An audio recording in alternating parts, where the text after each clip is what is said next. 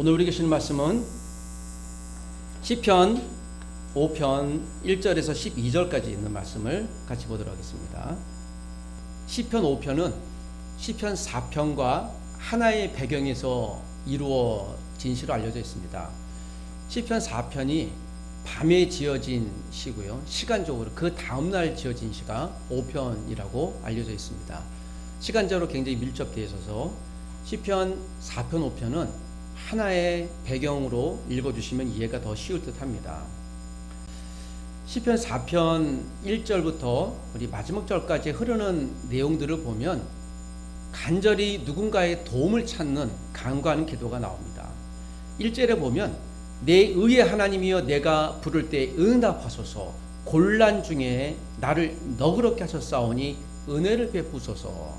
이 내용을 보면서 하나님 앞에 어떤 곤란에 빠진 다윗이 그 응답, 은혜, 또 이 위기를 벗어나고자 간구하는데 이 상황이 녹록지 않습니다.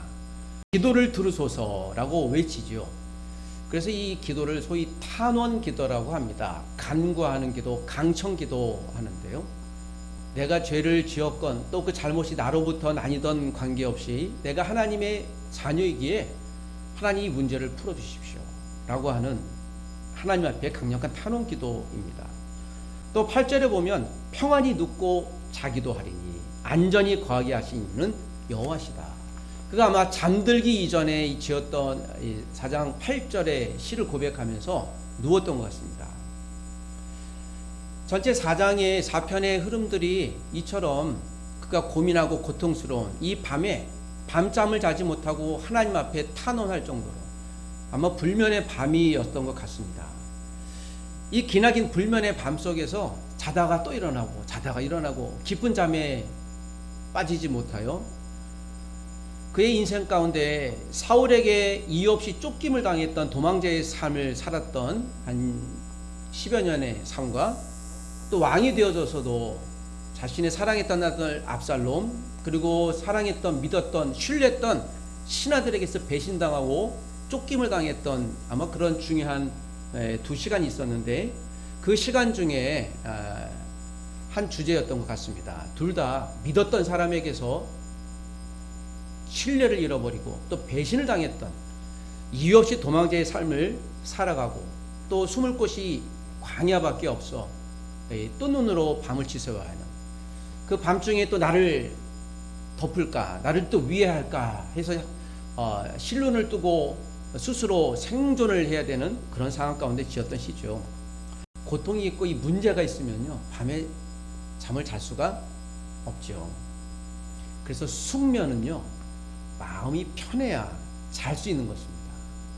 사랑하는 자에게 잠을 주시라는 표현은요 낮잠을 또 밤잠을 길게 잔다는 것이 아니라 마음의, 즉 영혼의 평안함을 의미하는 것입니다. 영혼이 평안했을 때 비로소 우리가 숙면을 잘 수 있는 것이죠. 이 잠에 대한 불면을 다윗이 언급하면서 그의 고통을 대꾸하는 것입니다. 밤새운 고통, 그리고 이게 아침까지 이어진 그 고통이 끊어지지 않습니다. 우리가 어떤 문제에 닥치면 문제를 이제 해석하고 미분 접근하고 분해하기 시작합니다. 이걸 어떻게 내가 풀어갈 수 있을까 하고 쪼개보는데요. 또 많은 문제는 생뚱맞게도 이게 나로부터 왔는지, 내가 문제이면 하나님 앞에 회개해야 될 것이고요. 또 하나님이 나를 테스트하기 위해 주신 문제면 이게 인내하면 되거든요. 사단이라는 그 악한 녀석이 나에게 시험을 주는데요. 하나님이 주신 것인지, 이게 사단이 준 건지, 인내하면서 이겨야 될 것인지, 사단에게 맞서 싸워 이겨야 될 것인지, 이 구별이 쉽지가 않습니다. 더군다나 내가 잘못한 게 아니라 갑자기 뜬금없이 오는 이 고난은 이 출처가 불분명해요. 고통스러운 거죠. 다윗이 시편 4편의 고백이 그런 내용입니다. 하나님, 도대체 원인이 무엇입니까? 내가 어떻게 이겨야 될까요? 그리고서 시편 5편 우리가 읽었던 본문이 시작이 되어집니다. 5편 1절에 여호와여 나의 말에 귀를 기울이사 나의 심정을 헤아려 주소서. 3절을 근간으로 보면 그가 아침에 일찍 일어나서 이 시를 지었던 것 같습니다. 그래서 4편과 5편 밤새도록 자다 깨다 일어나 기도했는데 아침에 일어나자마자 또 기도했다. 오늘 우리가 다윗의 기도를 통해 아주 극심한 고난 중에 빠진 다윗, 성도, 모든 하나님의 사람들이 하나님이 예비하신 믿음의 길을 어떻게 찾을 수 있을 것인가. 오늘 다윗의 이 고난 중에 있는 기도를 통해 그 원리를 배워보기를 원합니다. 첫 번째 원리는 1절에서 3절에 있는 대로 영적인 아침을 준비하는 사람이어야 합니다. 3절을 한번 읽어보겠습니다. 여호와여, 아침에 주께서 나의 소리를 들으시리니 아침에 내가 주께 기도하고 바라리이다. 아침잠이 많은 저에게 제 어머님이 이 시편 5편 3절을 빗대어서 하나님이 아침에 소리를 응답하시니 아침 일찍 일어나기를 원한다 라는 이야기를 아주 점잖게 권면해 주셨던 것을 기억합니다. 이 아침이 시간적으로 언제일까요? 유대인의 시간관념으로 보면요, 아침은 해 뜨기 전입니다. 3시에서 아마 6시 사이 정도일 거예요. 새벽 예배 했던 것이죠, 지금으로 얘기하면. 이 아침은 시간적인 아침일 수도 있는데요, 다윗의 입장에서는요, 영적인 아침이에요. 눈을 뜨긴 떴는데 이 괴로움과 고통이, 그 극심한 위협이, 생명의 위협이 끝나지 않았습니다. 그래서 5장 1절에 여호와여, 나의 말에 귀를 기울이사 귀를 쫑긋해 주십시오. 이것은 무슨 얘기입니까? 어젯밤에도 밤새워 기도했으면 이제 내 기도를 들으셨겠다. 그게 아니라 눈 떠보니까 여전히 그 위협과 심각한 고통이 마음 가운데 짐이 있어요. 하나님 좀 귀를 기울여 주십시오. 1절 후반절 보니까 나의 심정을 헤아려 주소서. 반복을 하는 거예요. 다윗이 답답해서 속된 말로 좀 미칠 지경입니다. 2절에도 보니 나의 왕 나의 하나님이여, 내가 부르짖는 소리를 들으소서. 내가 주께 기도하나이다. 1절 2절 전부 다 앞에는 기도하는데 귀를 좀 기울여 들으십시오. 나의 왕 나의 하나님이여, 내가 부르짖습니다. crying out, 외칩니다 하는데 내가 주께 기도하고 있잖아요 라고 계속 반복. 한 절에 2번씩이나 반복하는데, 이 4장과 5장은요 그냥 탄원이에요. 하나님, 이유가 없어요. 내가 잘못했건 안 했건 나는 이 위기에서 지금 벗어나야 됩니다. 일단 내 기도에 응답하시고 나를 책망하실 일이 있거든 나중에 책망을 듣겠습니다. 내가 죄가 없으면 억울하지 않게 해주십시오. 혹시 가장 행복했던 때, 또 가장 고통스러웠던 때는 언제이신지요? 행복과 고통은 질량 총량의 법칙이 있다고 합니다. 그 행복이 주는 그 순간에 질량이 있고요, 고통이 주는 질량이 있다고 하는 것이죠. 뇌에서 기대감과 흥분이 나오는데요, 이 엔돌핀을 연구하신 뇌과학자가 연구를 해봤답니다. 이게 엔돌핀의 질량이 얼마나 될까? 이분들이 실제로 사례를 연구해봤는데, 결혼을 해서 결혼 시작부터 결혼 3년 차까지 그들이 얼마나 행복한 시간이 계속되는가 조사해 보니까요, 짧게는 2달에서 아주 길게 간 사람이 3년 정도 되더라. 평균 해보니 이 신혼이 엔돌핀이 나오는 시기가 한 6개월 정도 되더라 라는 결과를 얻었습니다. 그래서 신혼은 6개월. 신혼이라는 것이 무엇입니까?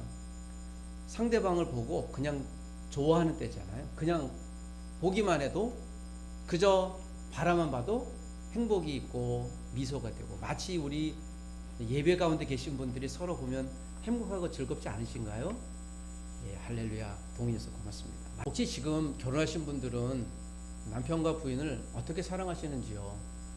이 6개월의 통계를 얻으면서 엔돌핀보다 더 강력한, 거의 곱하기 10,000배 정도 된다는 다이돌핀이 나오더라. 이게 신혼 때 나오는 아주 극심한 이 쾌락이 있을 때 나오는 그런 에너지라고 합니다. 이걸 이제 마약이라고 하는데요. 그래서 자연의 마약, 신이 주신 마약이라고 합니다. 다이돌핀이 계속 나오면 고통도 못 느낀다고 하죠.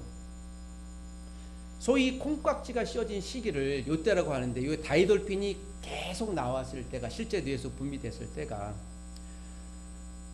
기도 또한 분량 총량의 법칙이 있습니다. 한 기도 제목을 갖고 있으면요, 그 기도가 끝날 때까지 계속 쌓아야 될 기도 분량 총량의 법칙이 있죠. 제가 이걸 과학적으로 증명해낼 수는 없으나 성경적으로 증명해낸 것이 요한계시록 8장 3절에서 5절까지 성도가 한 기도가 하늘로 향이 되어 올라간다. 사도 요한은 이것을 환상 가운데 보긴 했지만 환상 가운데 본 것이 상징이 아니라 실제였던 것이죠. 그리고 천사들이 우리가 올라가는 하는 기도를 향이 돼서 올라가는 기도를 받아갖고 하나님 앞에 내어두는 거예요. 기도에도 분량 총량의 법칙이 있어서 그 기도 응답은 끝날 때까지 해야 되는 것이죠. 그래서 기도는요 언제까지 해야 될까요? 그래서 끝날 때까지. 그래서 기도 끝까지 기도줄을 놓지 않는 사람이 기도 응답받는다.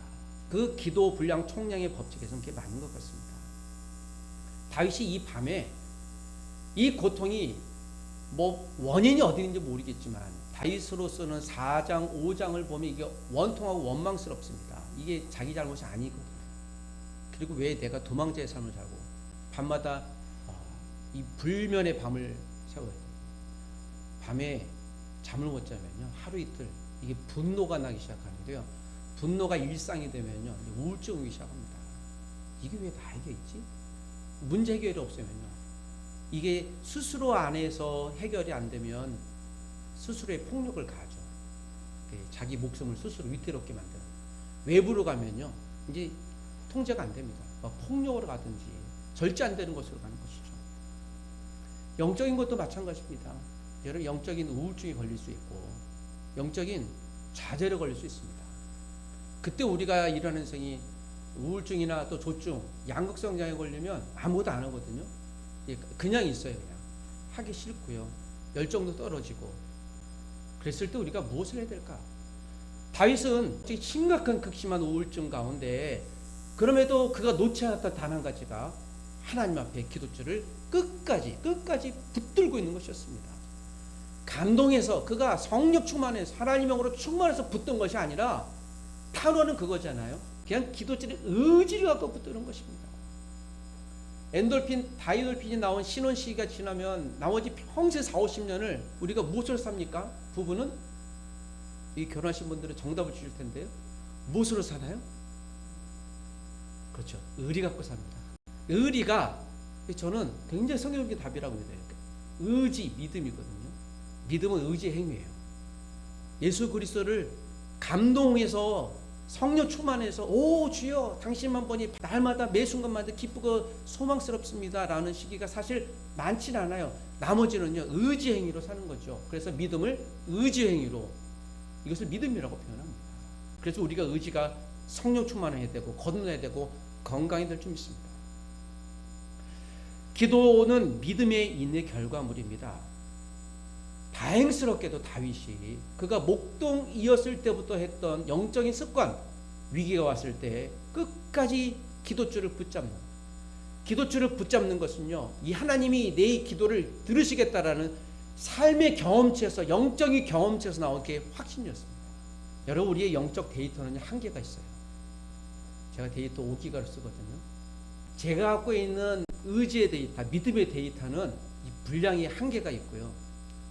와이파이 집에서 나는 와이파이를 연결하는 순간에 그냥 끝이 없는 거예요. 마음껏 쓸 수 있는 것이죠. 하나님 옆에서 하나님 주시는 이 천국의 와이파이가 저는 이것을 하나님의 말씀이라고 믿고요. 하나님의 성경이라고 믿습니다. 내가 의지를 들어서 하나님을 붙잡아야 되자고 하는 이런 믿음보다 믿음의 분량보다 하나님이 공급해 주시려고 하는 은혜 말씀의 이 와이파이를 계속 붙들어야 되겠다. 기도의 와이파이를 하나님 앞에 오픈해 놓고 커넥션 하시기를 부탁드립니다. 이것이 일상의 아침에서 만나는 영적 와이파이라고 볼 수 있죠. 우리 특별히 가족들은 매일 아침마다 성경 읽기를 계속 보내주시는 분이 있고 또 거기에 대해서 답글도 남겨주시고 있어요. 그게 쉬운 일이 아닌 것 같아요. 그리고 어느 순간 제가 이것을 하루에 꼭 읽어야지 해서 보니까 성경 통독을 하게 되는 거죠. 저는 굉장히 중요한 영적인 일이라고 믿습니다. 굉장히 중요한 사역입니다. 고난 중에 하나님이 예비하신 믿음의 길을 찾는 두 번째는 영적인 성찰을 하는 사람입니다. 4절에서 10절인데요. 우리 9절과 10절만 읽어보겠습니다. 다 같이 시작. 그들의 입에 신실함이 없고 그들의 심중이 심히 악하며 그들의 목구멍은 열린 무덤 같고 그들의 혀로는 아첨하나이다. 하나님이여 그들을 정죄하사 자기 꾀에 빠지게 하시고 그 많은 허물로 말미암아 그들을 쫓아내소서. 그들이 주를 배역함이니이다. 다윗은 이 탄원 기도에서 이 문제를 꼭 해결해야만 했습니다. 하나님, 4절부터 보니 주는 죄악을 기뻐하시는 분이 아닙니다. 이것은요, 지금 내가 죄를 지어서 나의 죄로 인해 내가 이 고난의 시간 보내는 건 아닌 것을 다윗은 스스로 지금 하나님께 항변하는 거예요. 5절, 6절에 보니까 거짓말하는 자들을 멸망시키소서. 멸망은 소울이란 말인데요. 히브리어로 그들 지옥 보내세요. 이게 자기 확신이 있는 거예요. 이 문제가 내 죄로부터 온 게 아니라, 근데 하나님, 나 억울합니다. 지금 나 환장하겠습니다. 왜 나에게 이런, 그리고 그 악한 자들을 하나님 버려달라고 얘기하는 거예요. 그들의 입에는 신실함이 없고 그 믿을만하지 않고 그들의 마음은 힘이 약하여 목구멍은 열린 무덤 같고 말하는 것마다 죽음을 얘기하는 거예요. 그들의 혀로는 아첨하나이다. 혀로 아첨한다라는 게 얼라이어인데요. 이게 이제 사단의 다른 이름이에요. 아첨한다라는 게. 그러니까 아첨자, 아첨꾼 그런 자들입니다. 하나님이여 그들을 정죄하사 자기 꾀에 빠지게 하시고 그들이 아첨하는데요. 그 아첨의 거짓말이 자기가 넘어가는 꾀가 되게 해주십시오. 사탄이 이 세상에서 사람으로서 직업을 가진다면 가장 적합한 것은 무엇일까요? 사탄의 원래 이름이요, 영어로 liar 하고요, 속이는 자. 이게 원래 사탄의 이름이 해석하면 그렇습니다. 지금 직업을 갖는다면 사기꾼이겠죠. 사기꾼의 특징이 무엇입니까? 거짓말을 하잖아요. 사기꾼의 신체 기능 중에서 가장 발달한 곳이 입이에요. 사기꾼의 특징은요, 진짜가 없어요. 진짜 없어요. 진짜가 없기 때문에 거짓말을 하는 거죠. 속여야만 해요. 사단이 하나님처럼 능력 있다고 아담과 하와를 속이는 거야. 속이는 거예요. 없어요. 하나님과 내가 그래도 맘먹을 정도야 라고 사람을 속이는 거예요. 영적인 존재이기 때문에 우리보다 능력이 많은 건 사실입니다. 때로는 좀 권력도 주고 지식도 주고 또는 힘도 주기도 합니다. 예언하는 능력도 주기도 해요. 그래서 마치 내가 하나님처럼 능력 있는 것처럼 보이기도 합니다. 거짓말이죠. 결국 사단도 지옥에 가는 곳이에요. 사단이 갈 마지막 곳이 지옥이에요. 혼자 못 가는 거예요. 할 수 있으면 하나님이 지은 아름다운 창조물을 같이 가게 하는 것이죠. 진짜가 없습니다. 우리가 이런 고민 가운데 빠지는 경우가 많아요. 나를 막 억누르고 우리가 그리스도인이란 이름으로 괴롭히고, 특별히 저는 다 그러겠지만 목사의 신분을 밝히면 이렇게 좀 갑자기 좀 터프하게 나오시는 분들이 종종 굉장히 많이 있습니다. 몇 달 전에도 제가 교통사고를, 제 잘못은 아닌데 이렇게 접촉이 크게 나서 막 주일 아침인데 막 분노가 사실 났어요. 10시 가서 예배당, 산울간 예배당 와서 준비해야 되는데 일찍 왔는데 10시에 나니까 이제 마음이 급한 거야. 저 사람이 왜 속으로 그 짧은 찰나에, 그리고 속으로 막 씩씩대고 나가서 이렇게 불러놓고 있는데 여차여차해서 그냥 이렇게 잠깐 대기하고 불렀습니다. 근데 이 상대방께서 어디 다친 데 어찌냐고 그래서 이렇게 젠틀하게 나오시니까 괜찮다고, 예. 그러고 있는데요. 또 한 번이 제가 지금 교회 가는 길이었는데 그러시냐고. 그래서 제가 저도 모르게 저도 그런데 하고 아이 그러시냐고. 정체를 밝혔잖아요.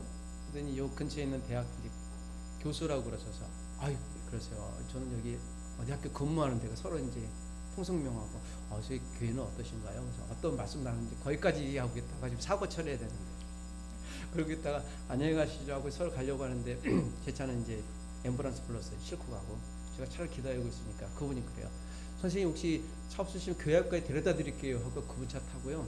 여기 하는 걸 아까지 오면서 아름다운 신앙 얘기를 했습니다. 내릴 때 어떻게 했는가 하면요. 승리하세요 하고 이제 들어갔어요. 사고 오면서 신비한 일일세. 이 사고 나면 좀 마음이 불편해야 되는데요. 제가 참 그분한테 감사했습니다. 저희도 그 순간 막 분노가 나고 짜증나고 했던 일인데 물론 이게 법적으로 다 해결은 했지만 제가 그 찰나의 순간에 인간적인 분노를 내지 않게 해서 참 그날 감사합니다. 그래서 그 설교하는데 지장이 없었어요. 제가 그거를 좀 절제하려고요. 설교 앞에 두고 있는데 일이 왜 일어날까 막 그 순간 이 사단의 공격이야 뭐야 그런 생각이 들었는데 다 떠나서 그래 내가 그거 못하면 어때? 일단 교회 가십시다. 제가 중요한 지금 회의가 있어서요. 그리고 빨리 간다고 해서 일 처리하고 왔는데요. 사단은요. 별별지 않은 방법으로 우리 그렇게 괴롭히는 경우가 이래저래 많죠. 저는 오늘 이 다윗의 고백을 통해 사랑하는 가족들이 우리가 분노하지 말아야 될 일은요. 굳이 안 해도 되기를 원합니다. 우리가 할 수 있는 가장 위대한 것을 사용하십시오. 무엇일까요? 로마서 12장 19절에도 이건 굉장히 두려운 말인데 이런 말이 있습니다. 사랑하는 자들아 너희가 친히 원수를 갚지 말고 진노하심에 맡기라. 원수 갚는 것이 하나님 내게 있으니 내가 갚으리라. 우리가 억울한 일 당하고 또 분노할 때 하나님 앞에 올리십시오. 이 말을 역으로 보면 사람을 함부로 하나님 저 사람 벌 주세요 그렇게 하지 말라는 소리예요. 우리가 할 수 있는 가장 위대한 영적인 무기이면서도 무기를 함부로 휘두르면 안 되는 것이죠. 우리가 인내하고 하나님 이것을 내가 영적인 성찰하겠습니다. 내가 혹시 영적인 부족한 점이 있으면 깨닫게 해주십시오. 그러나 절대 내가 아니고 이것이 사단의 공격이라면 하나님께 올려드리십시오. 그리고 혹 우리가 그런 가해자가 된다면 철저히 회개될 줄 믿습니다. 힘으로 누리는 사람은 앞에서는 우리가 위해 당할 수 있지만 뒤돌아서면 그 사람은 사람들에게 신랑과 비난의 대상이에요. 진짜 힘은 보이지 않는 듯이 있습니다. 진짜 힘은 보이지 않아도 그가 갔을 때도 사람들이 아 저분은 정말 괜찮으신 분이에요. 우리가 저분은 존중하고 존경할 만해요. 저 우리 캠퍼스에 계신 분들 예배하시는 성도님 또 우리 교수 직원 학생 간사님 목회자 저 같은 모든 분들이 보이는 곳에서도 존중받지만 보이지 않는 곳에서 저분은 보이지 않아도 충분히 그럴 수 있는 분이야. 신뢰할 수 있는 분이야. 실수했어도 아니야 이유가 있을 거야. 사람인데 그럴 수 있지. 여러분 이런 평가들을 보편적으로 받는 우리가 되기를 원합니다. 다윗이 그 불면의 밤을 새우면서 하나님 앞에 고백하고 있는 것이죠. 마지막으로 고난 중에 하나님이 예비하신 믿음의 길을 찾을 수 있는 삶에 올리는 영적인 소통의 끈을 계속 붙드는 것입니다. 11, 12절인데요. 마지막 12절만 읽어보겠습니다. 12절 다 같이 시작.